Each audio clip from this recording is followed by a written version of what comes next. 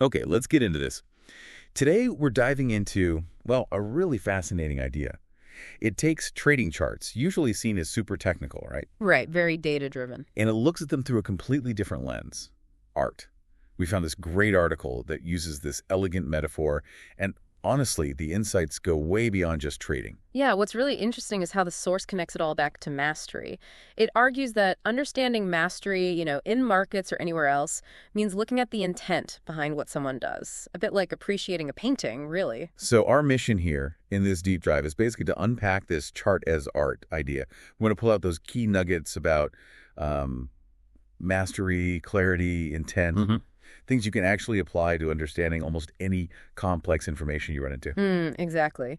The core idea is pretty straightforward. The trading chart isn't just like a dumping ground for data points. The source frames it as a canvas. A canvas. Okay. Yeah. And while it's obviously filled with raw price action, the market's ups and downs, all that noise, the real value, according to this piece, is only unlocked by the artist's intent, the analyst's intent. Ah, okay. So it's not just about slapping indicators on there. It's understanding why each piece is there, how it fits into the bigger picture the analyst is building. Precisely.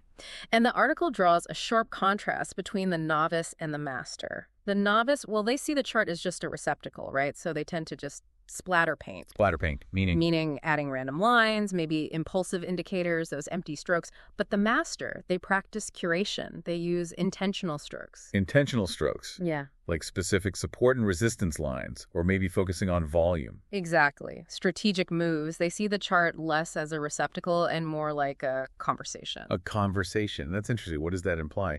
How is a conversation different from just filling a space? Well, it implies they're actually listening, responding to the market's rhythm, its patterns, instead of just forcing their own ideas or like dumping tools onto the chart.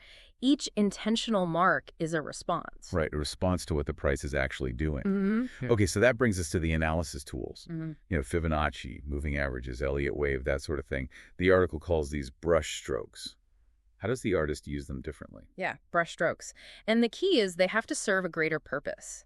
It asks, does adding this tool, drawing this line, does it actually create space for the next insight? Create space? Yes. How so? Like clarifying something? Yeah. For instance, maybe defining a clear price channel helps highlight where a potential breakout might happen. That's creating analytical space. But if your tool doesn't really harmonize, if it feels forced or just adds clutter... Then it's just noise, not art. Exactly. The source suggests it's just noise.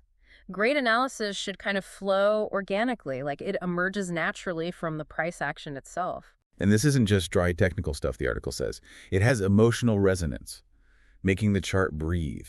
What's that about? It's the idea that really good analysis tells a story. You can almost feel the conflict on the chart, the push and pull between buyers and sellers, the tension building before a move. It contrasts that sort of sterile, purely mechanical analysis with analysis that feels more like a poem. A poem? Structured, insightful, but alive. Right, alive with the market's energy. Okay, so behind this art, there's obviously discipline. The article mentions skill, restraint, and flow. Let's break those down. Well, skill isn't just knowing how to use a tool, like the mechanics. It's knowing why you're using it and, crucially, when not to use it. Knowing when to leave it out. Right. Restraint. Exactly. Restraint, that's huge. Avoiding overloading the chart. The source compares that to overpainting, often a sign of maybe insecurity or lack of clarity. Makes sense. And flow. Flow is about moving with the market's rhythm, adapting your analysis as the market evolves, rather than trying to force the market into your rigid framework. So it feels like this all kind of distills down to one core question the source asks, which is quite powerful. Are you creating analysis just to fill space? Adding indicators because you can, or you feel like you should? Or are you trying to create meaning, where every single stroke, every line, every tool is a deliberate step towards actual clarity and understanding? That's a big difference. It really is.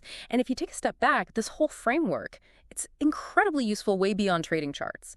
It applies to analyzing, well, any complex system or information you're trying to get your head around. Right. It's a call to aim for clarity over just clutter, to be intentional with what you include. Yeah, and to practice restraint when you've got tons of data flying at you, letting insights kind of emerge naturally rather than forcing them. It really says a lot about the mindset behind the work. So ultimately, the chart or whatever analysis you're doing, it kind of acts like a mirror, reflects the mind of the analyst. Is it cluttered, anxious, Or is it minimalist, focused, at peace? And the source leaves us with this thought.